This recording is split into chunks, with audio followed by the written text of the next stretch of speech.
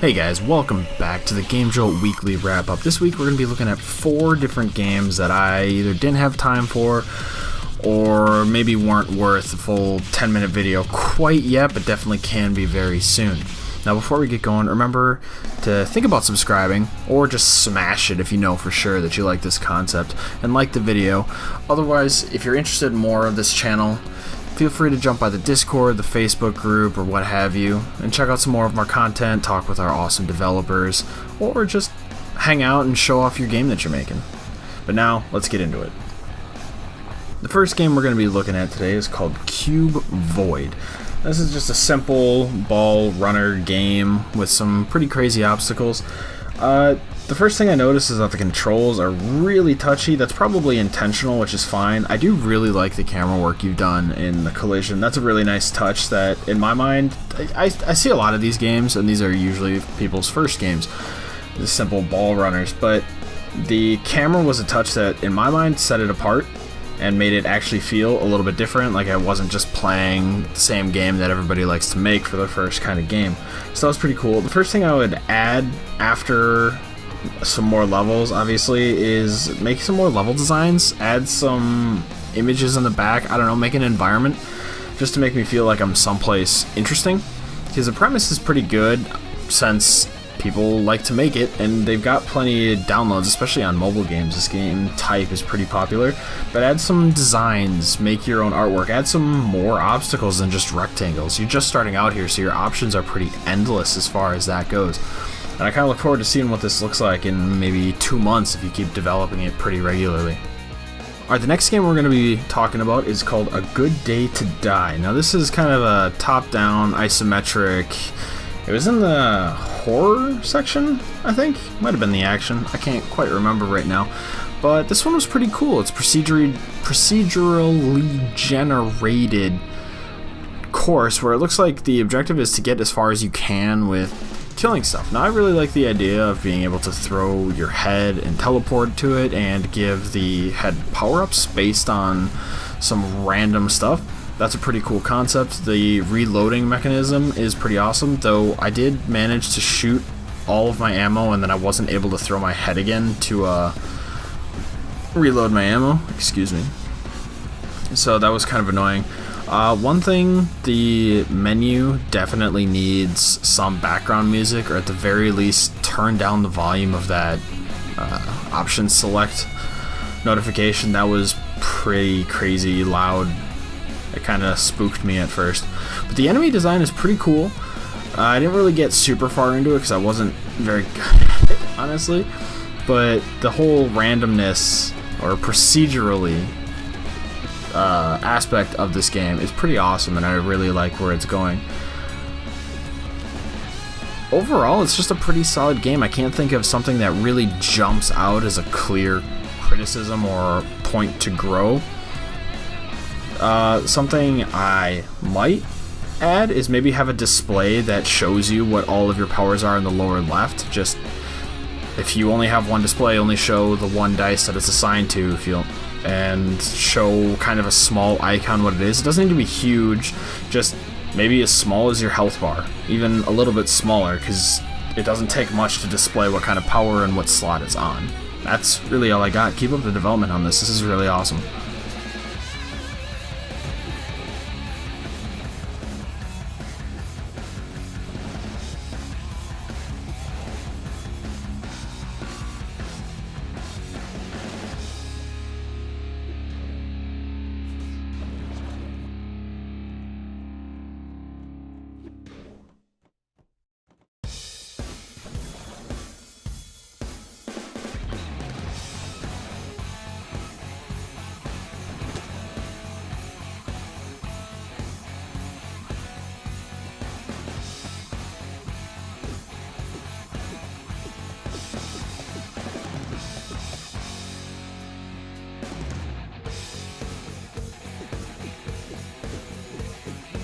Alright, the third game we're going to be looking at today is called Traffic Chicken. This is definitely the silliest game on this list. You can see from the gameplay right away that this is pretty awesome. I had a ton of fun with this. At first I didn't really know what I was doing, but I figured it out, after shooting cars a lot because I was bored. The you lost screen sound effect is pretty awesome. You definitely chose right. This is just a fun game to play if you got 5 minutes to play a silly little game. Shoot, I don't have great criticisms or challenges for this one other than maybe point at a car to shoot the car. Maybe, I don't know. It became pretty obvious what was going on at first. I thought I could collect the gun on the other side, as you might see in this footage, but obviously can't do that. So it was a little confusing, but you figure it out. There's not much going on here other than the chickens trying to cross the road, so you don't really have to throw in a lot. The sounds got pretty intense after a while, though, so you might want to turn down the sounds or keep similar sounds from constantly restarting every time something explodes, especially in relation to the later weapon, the bazooka. That got a little annoying with the volumes. I didn't have a chance to explore the options, so maybe you have someplace to have a volume slider for different things. That would be pretty cool. I would add more levels. Maybe make it a little harder. After the first level, it really isn't that difficult, in all honesty. So, cool stuff like that. Maybe take the chicken to space. Just make it more ridiculous. As ridiculous as you can get, really, with this is better. Alright, now, whatever gameplay footage is left, you guys can enjoy this.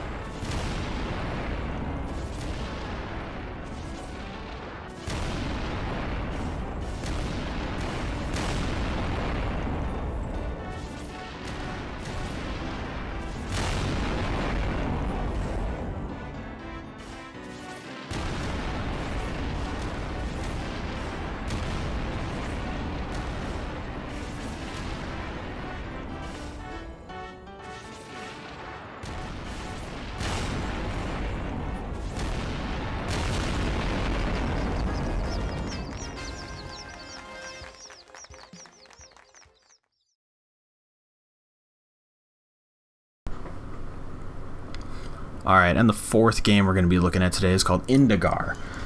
This is a really interesting horror. You can hear the dog in the background.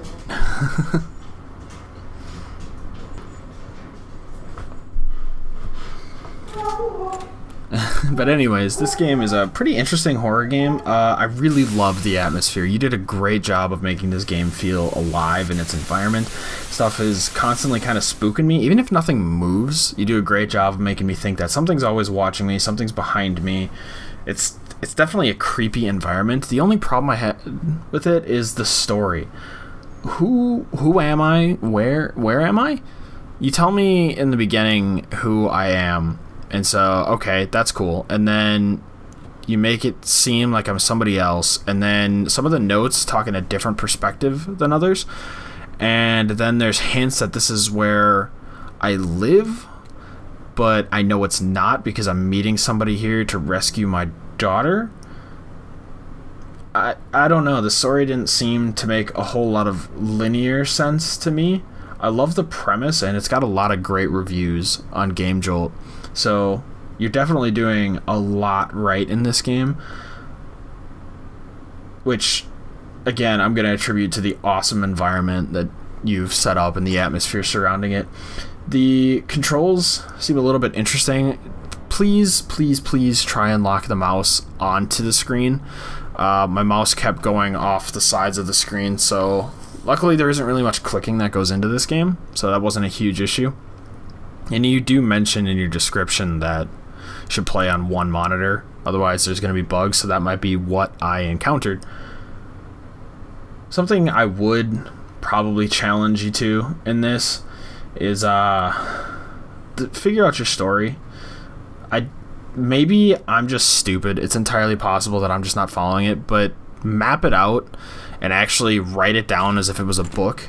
Make yourself read it. Make somebody else you know read it, or even read it out loud. That might help you follow your story a little bit better. Maybe identify issues if there are any. I've played a lot of games. I also miss things.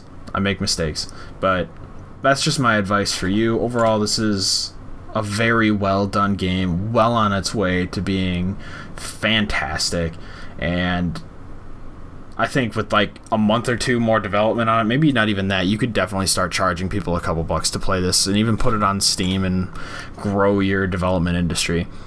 But that's just my opinion. Alright guys, thanks for watching this video. Again, next week we'll have another set of games to check out on the weekly wrap up. And if you like what's going on here, remember, hit that subscribe button, hit the like button, maybe check out the Discord if you're feeling like it. But if not, you can always just lurk around the channel and check out some other great content and great games made by some of the developers in the community, as well as some not in it. So until next time guys, please take care of yourself, because I will see you later.